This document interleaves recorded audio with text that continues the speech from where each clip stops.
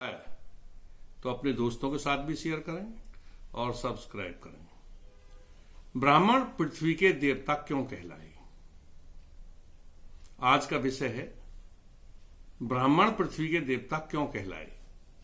भारत के लगभग सभी धर्म ग्रंथों में पृथ्वी के देवता के रूप में एक नाम आता है, महीसुर, जिसका अर्थ है मही माने पृथ्वी और सुर माने देवता, अर्थात पृथ्वी के देवता।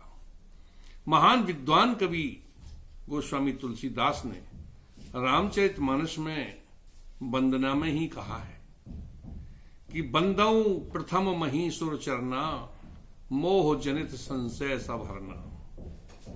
अर्थात मैं सर्वप्रथम पृथ्वी के देवताओं की चरण वंदना करता हूं, जो सभी मोह से उत्पन्न संशय को दूर करने वाले हैं। और महापुरुष श्री कृष्ण ने भी गीता में कहा है, भूदेव क्षत्रिय वैश्य एवं शूद्र कर्माणि तथापि, अर्थात उन सभी के कर्म स्वाभाविक गुणों के अनुसार बांटे गए हैं। वेद 4 हैं। प्रथम वेद ऋग्वेद है, जिसमें श्लोक आया है, ओम पूर्णमदः पूर्णमिदं पूर्णात् पूर्णमुदच्यते पूर्णस्य पूर्णमादाय पूर्णमेवावशिष्यते। अर्थात ब्रह्म पूर्ण है, पूर्ण से पूर्ण निकलता है और पूर्ण ही शेष रहता है। हम आत्माएं परमात्मा के अंश हैं और आत्मा भी ब्रह्म जैसी ही पूर्ण है।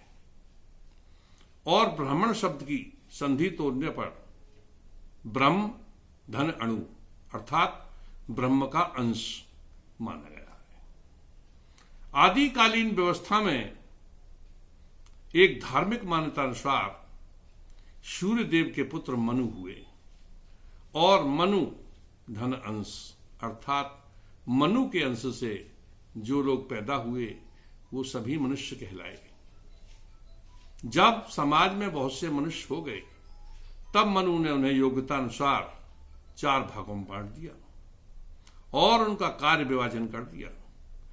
जो मनुष्य उन्हें सर्वाधिक ज्ञानी और बुद्धिमान प्रतीत हुए उन्हें ब्राह्मण वर्ग में रखा तथा उनका कार्य समाज को शिक्षित करना, समाज को ज्ञान देना, समाज को उच्च बनाना, ये दिया गया।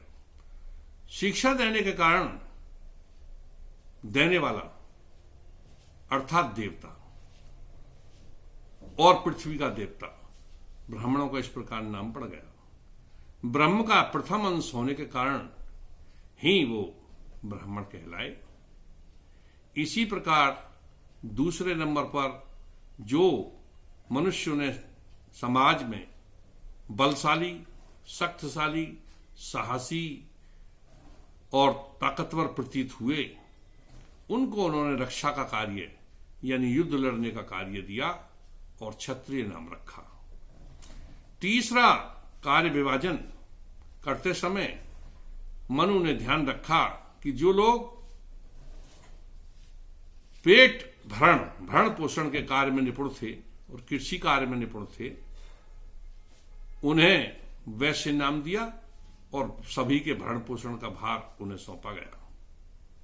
जो लोग कुछ चौथी श्रेणी के थे, जो अधिक बुद्धिमान भी नहीं थे और शक्तिशाली भी नहीं थे, उन्हें उन तीनों की सेवा यानी समाज सेवा का कार्य दिया गया और उनका नाम शूद्र रखा गया। कालांतर में यही वर्ण व्यवस्था धर्म व्यवस्था में बदल गई।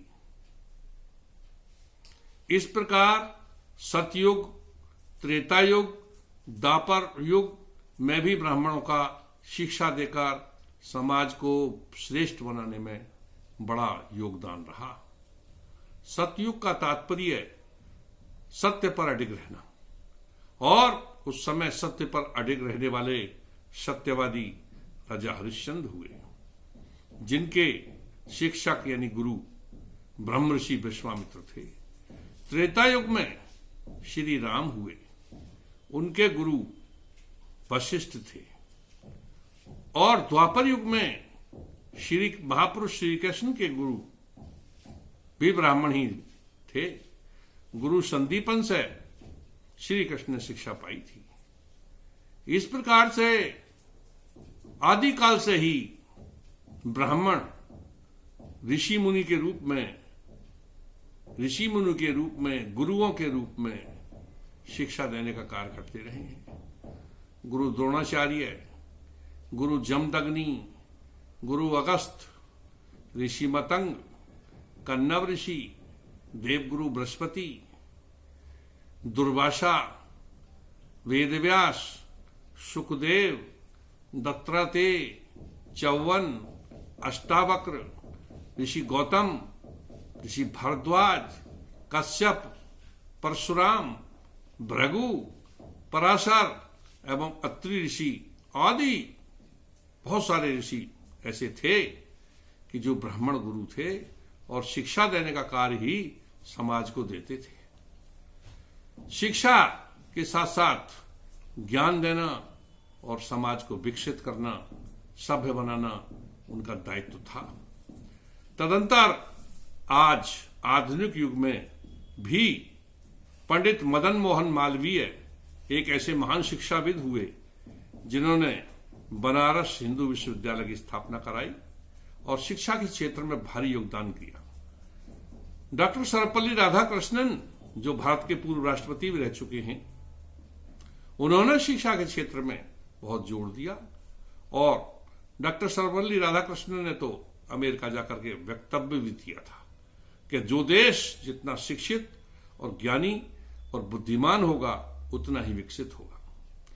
इसके अलावा स्वामी दयानंद सरस्वती, राजा राम मोहन राय, स्वामी रामकृष्ण परमहंस, समर्थ गुरु रामदास, स्वामी विवेकानंद, अनेकों ब्राह्मणों ने शिक्षा एवं ज्ञान का प्रचार प्रसार किया और भारत की आजादी में तो ब्राह्मणों का विशेष योगदान रहा ही है। भारत की आजादी में जो हमारे महान क्रांतिकारी थे वो ब्राह्मण ही थे और उनका नाम था क्रांतिकारियों के दल के मुखिया का पंडित चंद्रशेखर तिवारी, जो बाद में चंद्रशेखर आजाद के नाम से प्रसिद्ध हुए।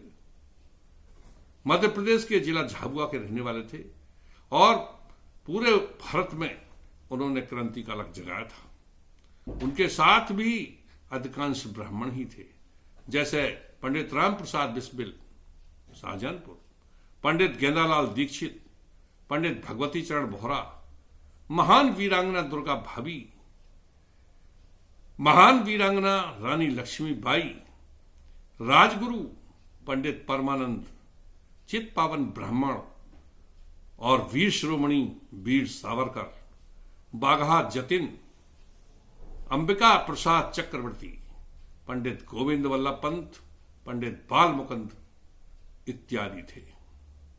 और नरमपंथियों यानी कि गांधी जी के साथ आंदोलन चलाने वालों में पंडित मोतीलाल नेहरू, पंडित जवाहरलाल नेहरू, पंडित बाल गंगाधर तिलक, पंडित केशव हेडगेवर, पंडित श्यामा प्रसाद मुखर्जी, अटल बिहारी वाजपेयी, पंडित मदन मोहन मालवीय, पंडित स्वामी श्रद्धानंद, स्वामी दयानंद, पंडित बंकिम चंद्र चटर्जी जैसे अनेकों महान स्वतंत्रता सेनानी थे।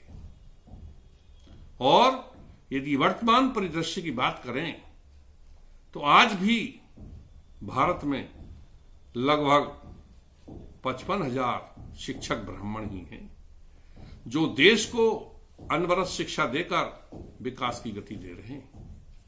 और पूरे भारत में आज 2082 ब्राह्मण आईएएस अधिकारी बनकर देश को लगातार विकास की ओर बढ़ा रहे हैं और देश का कल्याण करने में जुटे हुए हैं। इस प्रकार ब्राह्मणों ने देश को शिक्षित बनाकर विकास की ओर बढ़ाया, शिक्षा का दान दिया, देश को समृद्ध किया, समाज को विकसित किया। और शिक्षा का दान सर्वश्रेष्ठ दान होता है जिसे ब्राह्मणों ने दिया, और दान देने वाला देवता होता है। इसीलिए ब्राह्मण पृथ्वी के देवता कहलाए। जय परशुराम, जय हिंद, जय भारत।